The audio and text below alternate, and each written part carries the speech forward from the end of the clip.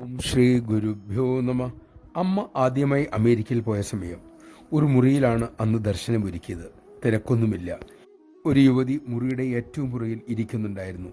ദർശന സമയം മുഴുവനും ഏകദേശം 4 മണിക്കൂറോളം അവർ അവിടെ തന്നെ ഇരുന്നു. ആ യുവതിക്ക് ആധ്യാത്മിക കാര്യങ്ങളിൽ വലിയ താല്പര്യമൊന്നുമില്ല. പക്ഷെ അവർക്ക് എന്തോ അവിടെ നിന്ന് പോകാൻ തോന്നിയതുമില്ല.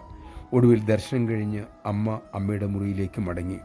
ആ യുവതിയാകട്ടെ അമ്മയുടെ ഒരു ബ്രഹ്മചാരിയോട് പറഞ്ഞു, എനിക്കൊന്നും ഇതേക്കുറിച്ച് അറിയില്ല, പക്ഷേ ഈ മുറിയിൽ അഗാധമായ ശാന്തി തളം കെട്ടി നിൽക്കുന്നു.